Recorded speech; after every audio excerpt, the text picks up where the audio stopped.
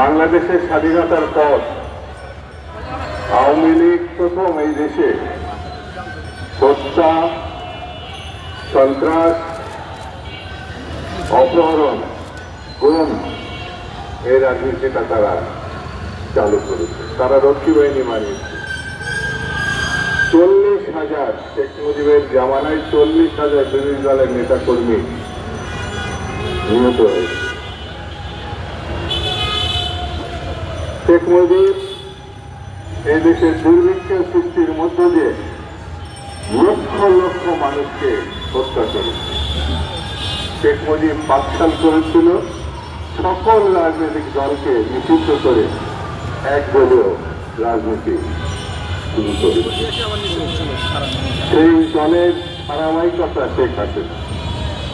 শেখ হাসিনা 15 বছরে বাংলাদেশে যে লুটপাট করেছে, এত লুটপাট শুধু বাংলাদেশে না, সারা বিশ্বের কোন দেশে কখনো হয়েছে এমন নজির পাওয়া যাবে।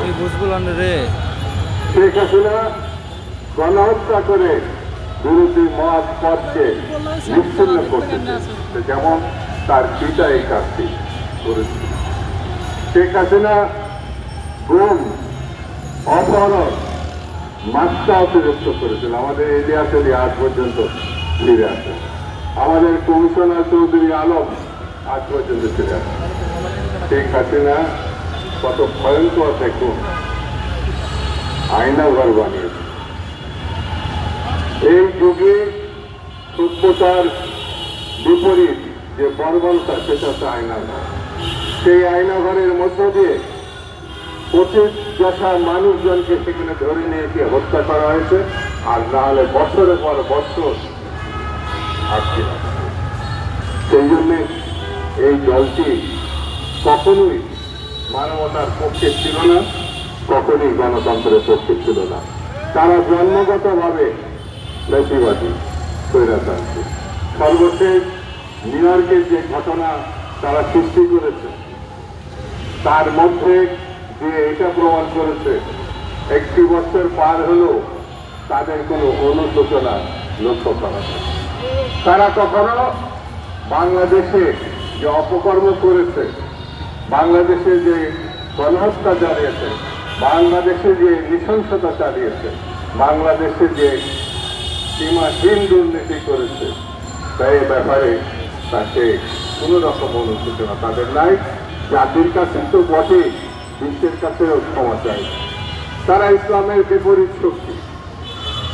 কেন বলছে এই কথা? আমাদের মহান সৃষ্টিকর্তা বলেছে, তুমি ভুল করলে তুমি আমার সাথে ক্ষমা চাও। আল্লাহ তাআলা ক্ষমা যদি বসে থাকে, বান্দা ভুল করবে, বান্দা অপকর্ম করবে, সে তার সৃষ্টিকর্তার কাছে ক্ষমা চাবে। এটাই বাস্তবতা।